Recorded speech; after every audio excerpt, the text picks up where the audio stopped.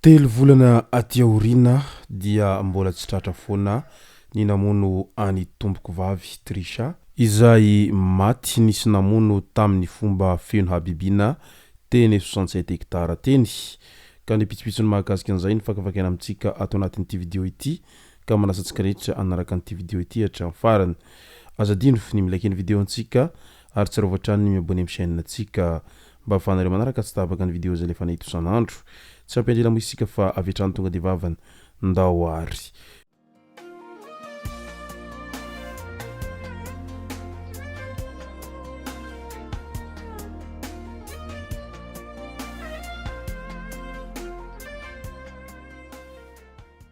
ny tonga tsy miarahaba hono ny namantesitra ka dia faly miarahaba isika rehetra mpanaraka tsy tabaka an'ity chaîne ity ny tenako amin'ny androandroany ity araka n'izay natsipiko zay ya dia ny mahakasika an'ilay raharaha izay tena nampalahelo teny 67 hektara no tena iompanantsika ato anatin'ity vidéo ity fa milohan'izay dia andao aloha resantsika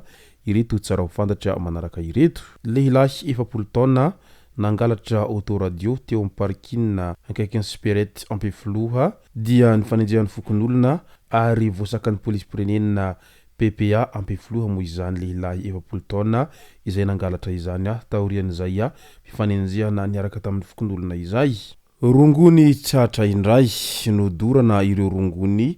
400 kg izany hoe 20 gony tratran'ny polisy-pirenena Ihosy tany Andrera fokotany Soamatasy tsy maintsy misy ny malahelo amin'ny tranga tahaka antony fa akory moa atao satria ny rongony raha teo dia voararany lalàna ny mivarotra sy mamokatra azy ary tena mampigatra izany raha toaka tratra izay rehetra minia mamatsy sy mamboly an'izay rongony izay araky ny lalàna manakery hatrany fanafiana amin'ny tampiadina indray tokantrano miisa roa no nitafian'ny jolahy misarotava tamin'iny herinandro lasa iny tany Bejofo secteur fahatelo distrikany Ambatondrazaka iny nakorontan'izy ireo ny tao an-trano vola 4,7 ariary finday tablety sigara sy labira kanety maromaro no lazan'ireo olon-dratsy ireo tao anatin'ity fanafiana ity midika izany fa tena mbola manjaka izao ny asan'ny jolahy ary miaina ao anatin'ny tebiteby ireo zay olona mipetraka amin'ireo toerana azo lazaina fa mahamay ao anatin'izay fanafiana amin'ny tampiadina izay hatrany ho an'ny nosy Mayotte indray piray tanindrazana miisa 13 saiky iondrana antsokosoko ho an'ny Mayotte notratiaky ny zandary ny alakamisy teo tany amin'ny fokotany Mahamanina commune Antsakoamandro distrikany Ambanja iny olona avy any Diego Amilobe Ambanja Bealana na Sidaraina izy ireo nitombo tanaty trano iray ny andry fiaingana izy ireo izao no tratra izao tsara ho marihana trano fa mbola mitovy foana izay fiondranana antsokosoko ho any amin'ny nosy Mayotte izay na dia efa maro aza ny olana sedrain'ireo sasany ary mbola misy tsy hita popoka hatramin'izao vokatrin'izay fiondranana antsokosoko zay fa tsy ataon'ireo sasany hosakana moa izany satria ny olona tsirairay samy manana ny anjarany ary tsy voatery ho lalany hafa avokoa no lalan'izy ireo fa ireto indray mitoraka ireto dia tratrany izay malchance kely zay ka tratehaka tamin'izay fokotany voalaza izay izy ireo fa tsy tonga tany amin'ny nosy Mayotte akory eo amin'ny lozan'ny famovoizana mitotaly 20 lozan'ny famovoizana atao andrenivohitra tao nanomboka tamin'iny herinandro iny hatramin'ny alahady lasa teo iray amin'ireo namoizana ain'olona izany hoe mitondra bisikleta vohitsaka ny camion teny amin'ny digy Anosipatrana akaiky ny lavazy MBS ny raiky 20 amin'ireo kosa mahakasika moto daholy hamamona sy tsy fitandremana no tena antony nahatonga ireo zavadoza ireo araky ny tatitra voaray hatrany ka noho izany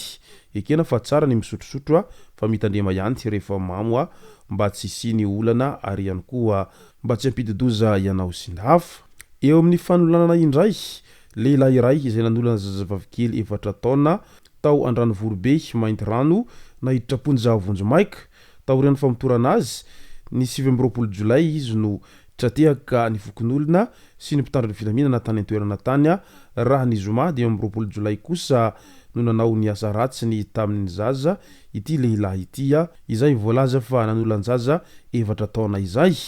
tena efa mivadika biby ny olombelona amin'izao fotoana izao satria io fahalalana io a dia vokatry ny filanana izay tsy voafehy ataon'ireo izay tsy valahara ka lasa mananao foana satria ny zaza efatra taona avy mba olana nefa ny zaza mbola tsy mahay ninina kory anie zany efatra taona zany ka tokony omena sazy farak'izay hentsitra ireo rehetra minia manao an'izay asa ratsy amin'ny fanolanana izay fa tena mampalahelo indrindra fa ireo zaza izay lasibatry ny izay fanolanana izay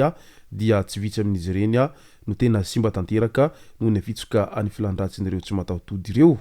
Tany Belo Tsiribihina indray nahazo voay ny fokon'olona tany amin'ny ditsikany Belo Tsiribihina araky ny fampitambavao voaray hatrany tamin'ity herinandro ity. Voalaza fa betsaka ny voay any an-toerana any sady masika ireo voay ireo. Ampolony maro ny olona efa laniny voay tany an-toerana tany tato ato zay ka izay indrindra no nahatonga anyreto fokon'olona ireto raha vantany vao nahita voay avy hatrany dia nisambotra ilay voay mba hisorohana ny loza mety ho ateraky n'izay voay izay efa tena miakatra antanety ary masika de masika izay. Ka noho izany rehefa hoeny amin'iny faritry ny Belo Tsiribihina iny dia mitantandrema ihany amin'ireny renirano reny fa tena misy voay masika amin'iny faritra izay voalaza iny. Mahakasika ny Rara Trisha indray ilay tovovavy kely izay maty efa 3 volana izay novonon'olona tamin'ny fomba fianabibina teny 67 hektara dia nanohina ny fo ihany